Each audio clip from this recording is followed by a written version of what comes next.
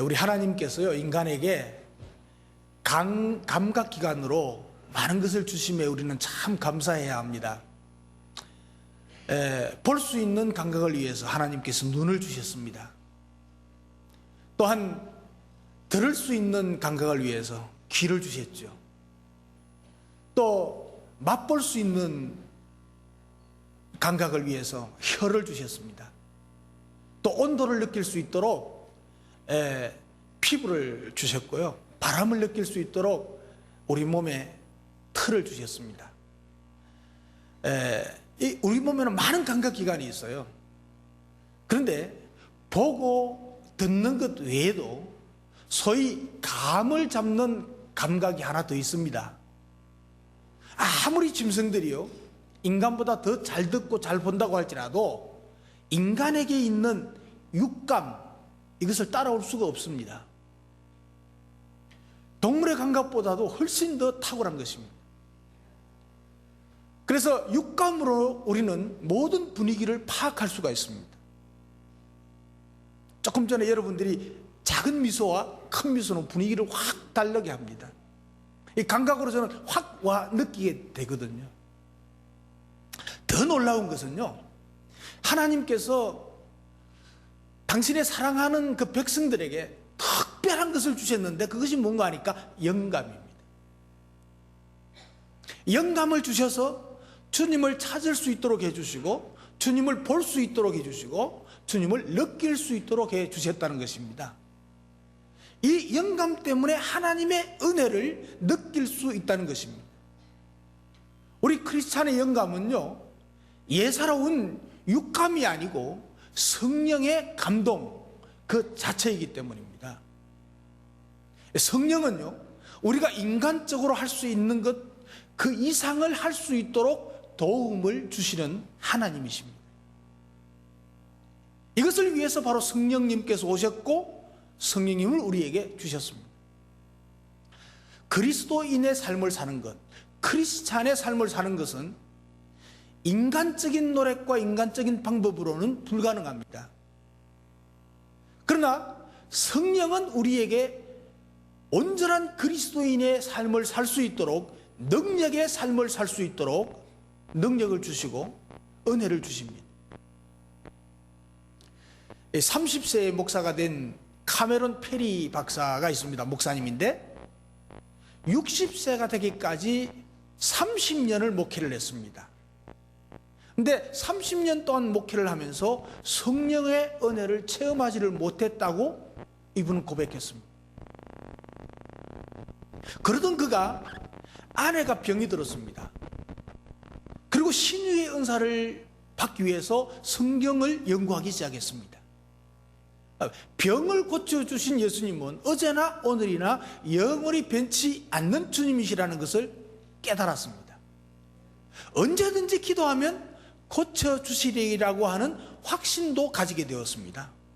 30년 동안 목회한 목사님이십니다.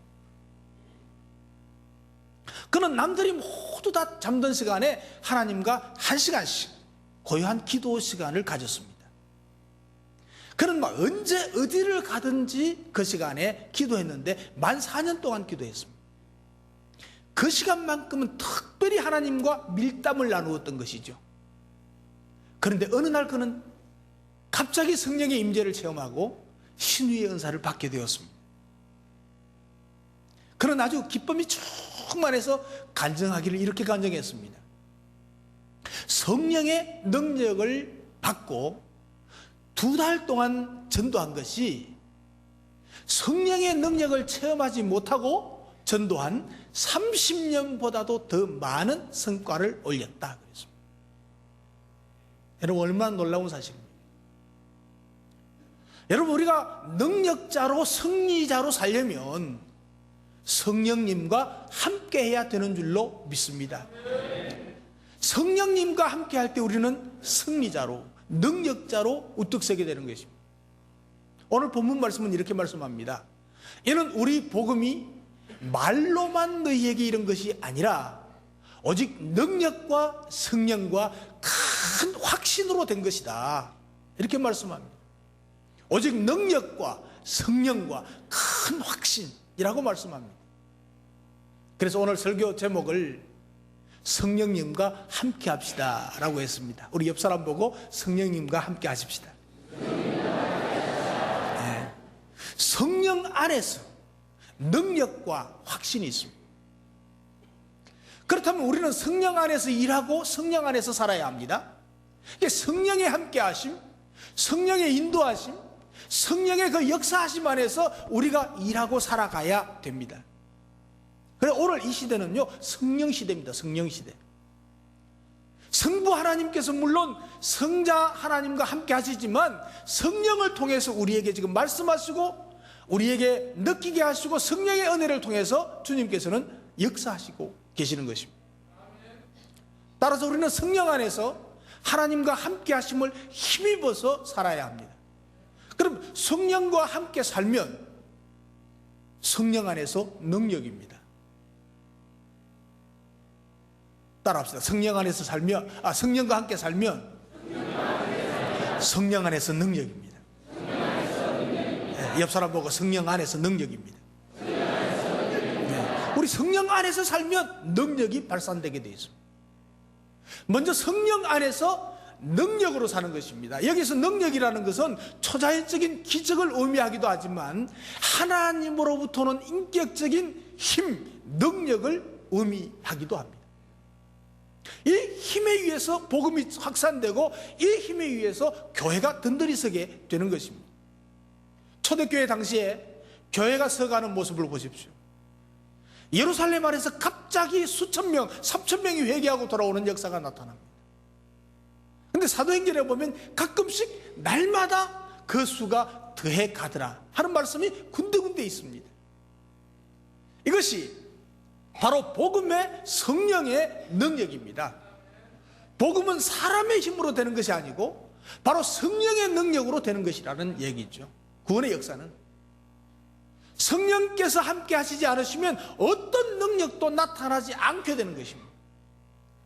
그러나 성령께서 내 안에 역사하기 시작하면 복음의 역사, 구원의 역사가 막 일어나게 됩니다. 능력의 역사, 기적의 역사가 일어나게 될 줄로 믿습니다. 어떤 도시에 그 도시에 있을 그 전도 대회를 위한 계획을 세우기 위해서 몇몇 목사님들이 모였습니다. 한 사람이 그 집회에 무디 선생을 강사로 추천을 했습니다. 뭐 좀 오래전 이야기죠. 대부분이 다 그 제안에 찬성했습니다. 무디 선생이면 부흥의 역사, 성령의 역사 놀랍게 일어날 거야 그랬습니다.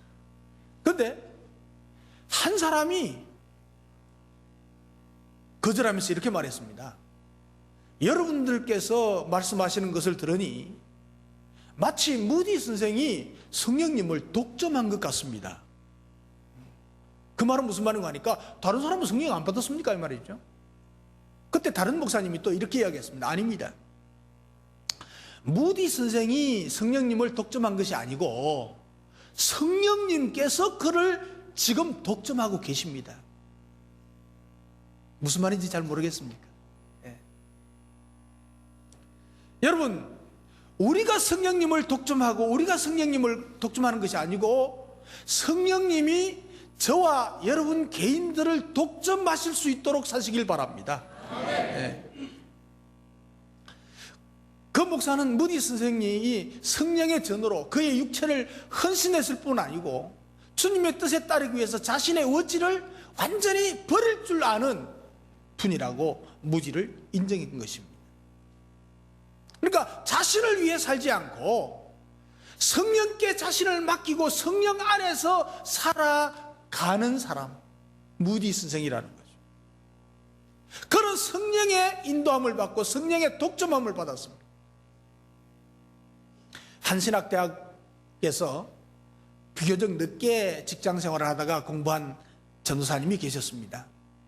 이 교회에서 집사로 봉사하다가 이제 은혜 받고 능력 받고 신학을 하게 되었어요.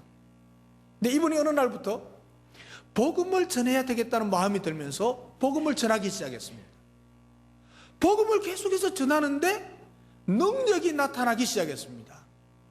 사람들에게 복음을 전할 때마다 그리스도를 영접하는 역사가 일어나고 구원의 역사가 계속해서 일어나는 것입니다. 사실 그 1년 전 전도하기 시작하기 전부터는 전도에 대해서는 뭐 관심도 없었어요. 뭐 능력과 성령 이런 데 관심도 없었어요. 불과 전도하는 그 1년여 사이에 이런 놀라운 구원의 능력의 역사가 나타나게 된 것입니다. 이것이 성령께서 함께 하실 때 되어지는 결과입니다. 성령께서 말하게 하시고 성령님과 함께 할 때 말씀이 되고 생명이 되는 증거가 되는 것입니다. 중요한 것은요, 유창한 말 잘하는 화술이 아닙니다. 사람을 현혹할 수 있는 어떤 선물도 아닙니다.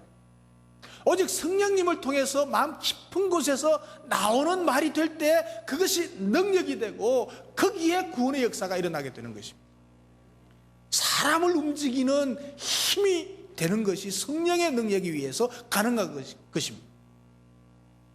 복음을 전하면 그리스도를 영접하는 일이 일어나고 말을 하면 사람들이 그 말을 듣고 공감하고 좋아하고 그리고 기억되는 말이 되는 것입니다. 오늘 우리 교회에서 많이 일어나는 일들입니다. 사랑하는 성도 여러분, 성령 안에서 말하려고 노력하십시오. 우리가 여러 가지 이야기를 하면서 재미있는 이야기도 해야 됩니다. 슬픈 이야기도 해야 되고 뭐 세상 돌아가는 이야기도 해야 됩니다. 하지 말라는 이야기 아닙니다. 그리고 내가 믿는 예수 그리스도, 그분 안에서 소망에 관한, 생명에 관한, 구원에 대한 이야기도 해야 됩니다. 그런데 그건 가장 좀 조심해서 해야 될 필요가 있습니다. 아무 때나 막 꺼내지 마시고 정말 필요할 때 성령의 도우심으로. 이때 우리는 내 입에서 무조건 뱉어내는 말이 아니고 성령의 의지에서 하면 됩니다. 말할 때 그냥 내가 나오는 대로 말하는 것이 아니고 성령의 도움을 요청하면서 주님, 내가 이 말을 하면 좋을까요? 어떻게 할까요? 어떤 말 할까요? 그거 필요합니다. 그게 진지한 대화, 상대방에게 이야기하고 설득해야 하는 말이라면 더더욱 성령 안에서 해야 됩니다. 다시 말하면 성령을 의지하고 성령의 도움을 구하는 마음으로 성령이 나와 함께 하신다는 믿음으로 말씀할 때, 말할 때 거기에 성령의 은혜의 말씀, 은혜의 능력의 말씀이 나오게 되는 것입니다. 그래서 성령 안에서 예수 그리스도와 그분 안에서 소망을 말할 때 우리에게는, 사람들에게는 그 소망의 이야기를 듣게 될 것입니다. 그리고 이해하게 되고 감동받게 될 것입니다. 그래서 사람을 움직이는 말을 하게 되는 것입니다. 성령께서 나에게 은혜를 주셔서 말하게 될 때 그렇습니다. 진 케일이라고 하는 의사는요, 수술은 사람이 하고 하나님이 고치신다는 신앙으로 살았습니다. 그렇게 살았기 때문에 그런 책을 써서 유명한 사람이 되었습니다. 그는 예수 믿는 가정에서 태어나고 자랐지만은 대학을 다닐 때도 예수를 잘 안 믿었습니다. 의사가 되어서도 간간히 교회에 그저 구경 삼아 나갔을 뿐이라고 합니다. 그런데 어느 날 갑자기 사랑하는 어머니가 차 사고를 당했습니다. 의사들이 다 휴가 가고 없어서 부득불 자기 손으로 수술을 하게 된 것입니다. 그런데 그는 당황을 했습니다. 집도하기 전에 그는 하나님 앞에서 하나님 살려주세요, 저는 힘이 없습니다 하고 간절하게 기도를 했습니다. 눈물로 기도를 하고 나니까 마음의 평안이 임했습니다. 그리고 그 어머니의 수술을 자기 손으로 직접 성공적으로 마칠 수 있었습니다. 그럼 그 후부터 수술은 내가 하되 고치시는 분은 하나님이시다 라는 믿음을 가지게 되었고, 그는 훌륭한 의사로 일했습니다. 그의 병원 앞에는 이렇게 글을 써놓았습니다. 의사가 치료를 하지만 고치는 분은 하나님이시다. 여러분, 이게 성령 안에서의 능력입니다. 성령 안에서 이런 능력을 경험하고 체험하고 승리의 삶을 살아가는 여러분 되시기를 주님의 이름으로 축복합니다. 그리고 성령 안에서 확신입니다. 옆 사람 보고 성령 안에서 확신을 가지십시다. 성령 안에서 확신. 오늘 성경에는 큰 확신이라고 그랬습니다.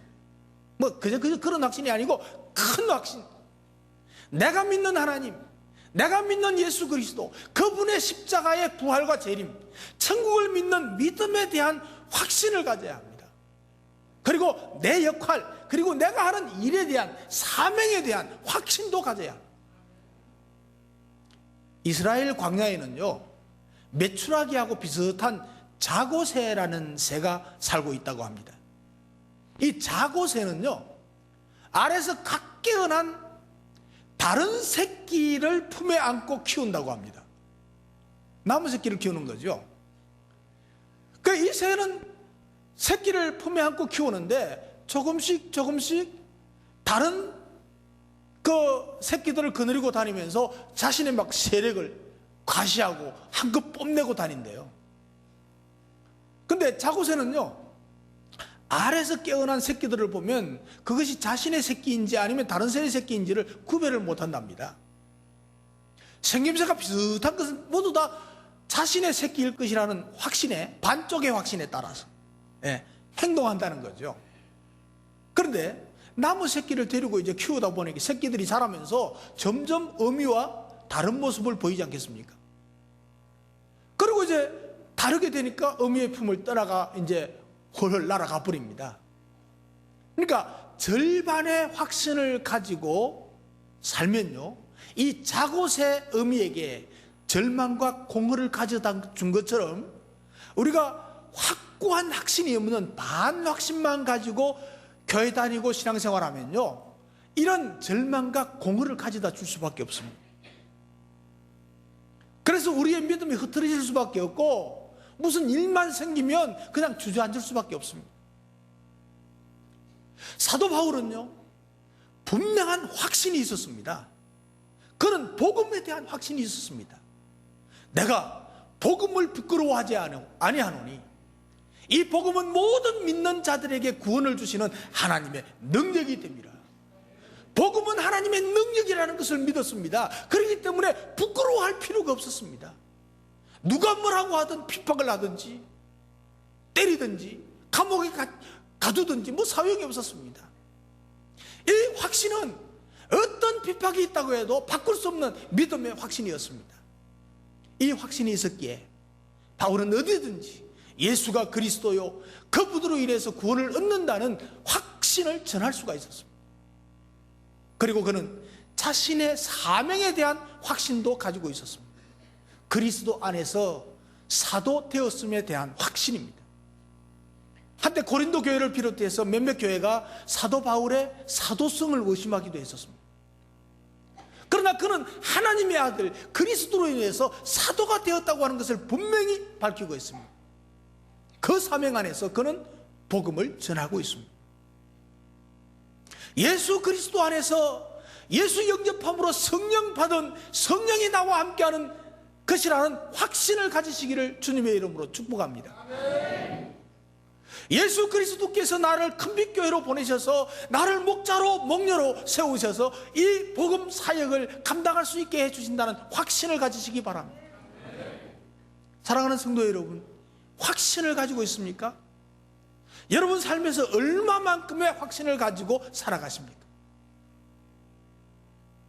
언젠가 라디오 칼럼을 들으면서 공감한 적이 있습니다.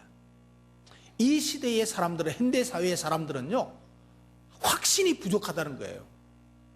그래서 무엇인가 말할 때 무엇인 것 같다, 무엇일 것이다 라는 표현을 많이 쓴다는 거예요. 근대에 들어와서 이 표현을 굉장히 많이 쓴다는 거예요. 여러분 가만히 한번 생각해 보세요.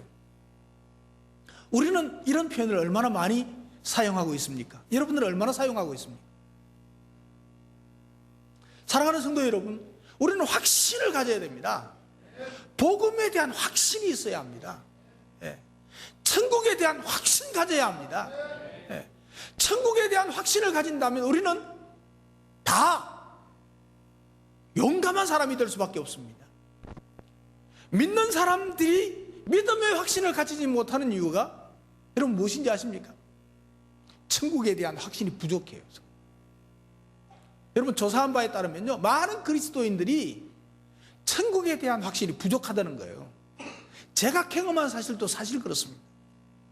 우리 한국의 그리스도인들 가운데서요, 몇 프로나 천국에 확신이 있는가? 저는 상당히 약할 거라고 봅니다. 당신 오늘 밤에 죽으면 천국 갈 자신이 있습니까? 묻는다면 이 질문에 그리스도인들이 거의 다 예, 그럽니다.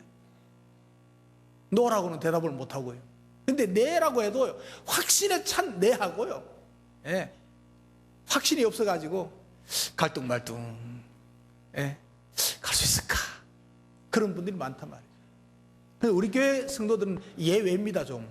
왜냐하면 생명의 삶을 통해서 구원의 확신을 경험하고 또 예수 영접 모임을 통해서 구원의 확신을 확신하게 하니까요. 아직까지 뭐 초신자들이야 물론 그럴 수밖에 없겠지만 우리 거의 대부분은 분명한 확신이 있으리라고 저는 확신합니다. 그런데 어떤 사람은요, 나 같은 사람이 천국에 갈 수 있을지 잘 모르겠어요. 굉장히 겸손한 것 같습니다. 그런데요, 그것은 그 말은 불신앙이에요, 불신앙. 내가 예수 믿고 구원받았다는 사실을 믿는다면 천국에 대한 확신 가져야 돼요. 이 천국에 대한 확신이 있으면요, 죽음도 극복할 수 있어요. 암병 그거 문제가 아니에요. 문제가 아니에요. 그래서 이 확신을 가지고 천국을 바라보는, 천국을 내 것으로 가지고 살아가는 삶을 살 수 있는 여러분 되시기를 주님의 이름으로 축복합니다. 구소련의 우주 비행사 가가린이라는 사람이 있죠. 이 사람이 우주여행을 마친 후에 한 초등학교를 방문했다고 합니다. 아이들은 막 그를 보고 열광하는 거죠. 그 열광하는 아이들 앞에서 우주 경험을 이제 이야기를 합니다.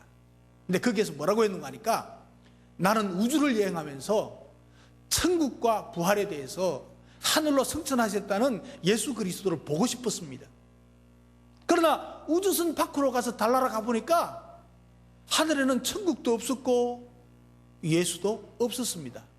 그래서 나는 천국과 하나님은 없다고 확신합니다. 이렇게 이야기했습니다. 이 강연의 아이들은 막 우레와 같은 박수를 보냈죠. 근데 박수 소리가 멈춘 순간 한 소년이 일어나서 이렇게 말했습니다. 나는 그 하나님과 천국을 그렇게 멀리 있는 것이라고 믿지 않습니다. 바로 내 마음속에 계시고 내 이 교실 안에도 천국과 예수님이 함께 있음을 믿습니다. 막 상기된 뒷방과 두 눈동자에는 막 천국을 소유했을 뿐만 아니고 그 소망으로 가득 차 있었다는 것입니다. 그리고 꽉 담은 그 입술 속에는 예수님이 있기에 두렵지 않습니다. 그때 공산주의 시대 아닙니까? 그런 믿음을 고백하면요, 잡혀갈 수 있거든요. 그런데 확신이 있기 때문에 두렵지 않고 어린 나이지만 분명하게 고백했다는 것입니다.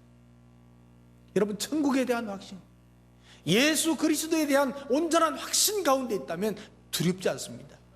성령님이 나와 함께 하시고 성령님이 나와 능력으로 함께 하신다는 사실을 믿으면요, 어떤 일을 당해도 닥쳐도 두려워할 필요가 없습니다.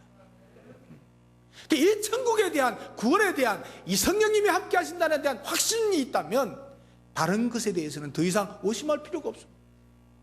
하나님의 살아계신, 하나님의 역사, 하나님의 말씀, 예수 그리스도의 십자가와 부활, 재림, 이 모든 것이 다 믿음으로 증거될 수 있는 것입니다. 그리고 이 확신 가운데 있을 때에 나에게 주어진 사명까지도 확신할 수가 있습니다. 하나님께서 나에게 소원을 두고 계시고 그 소원을 나에게 주셔서 소원이 되게 하시고 나를 통해서 그 소원을 이루게 하셔서 성령님께서 나를 통해서 일하게 하신다는 것을 믿게 되는 것입니다. 그렇기 때문에 나에게 주어진 사명을 충분히 감당할 수 있게 되는 것입니다. 그래서 내 역할, 내 사명, 내 일, 내 비전에 대한 확신도 가지게 되는 것이고, 그렇게 될 때에 성령의 능력이 나타나게 될 줄 믿으시기 바랍니다. 그게 능력의 사람이 되는 것입니다. 사랑하는 성도 여러분, 일하는 사람은 나지만 그 일을 행하시는 분은 하나님이라는 사실을 믿으시기 바랍니다. 따라합시다. 일하는 사람은 나지만 하면 좀 약하잖아요. 일하는 사람은 자기 이름. 일하는 사람은 조태한이지만, 그래서 이렇게 이 일을 행하시는 분은 하나님이시다. 자, 시작. 일하는 사람은, 이 일을 행하시는 분은 하나님이시다. 아멘. 내가 하나님의 일을 하든지 내가 어떤 일을 하든지 그 일하는 것은 나지만 그 일을 하게 하시고 이루게 하시고 능력을 주시고 기적을 일으키게 하시는 분은 성령님이심을 믿습니다. 성령의 능력과 확신 가운데서 말하고 일하고 사역하게 될 때 생명의 열매를 내는 결과를 얻게 될 줄로 믿습니다. 성령의 능력과 확신 가운데서 살아가는 저와 여러분 되시길 바랍니다. 사도 바울에게는 이 능력과 확신이 데살로니가 교회라는 놀라운 열매로 나타나게 되었습니다. 여러분 안에 예수님께서 맺게 해 주실 열매가 있을 것입니다. 성령님께서 여러분들을 통해서 맺게 해 주실 열매가 있을 것을 믿으시기 바랍니다. 기대하시기 바랍니다. 이 열매가 풍성해지는 여러분 되시기를 주님의 이름으로 축복합니다. 기도하겠습니다.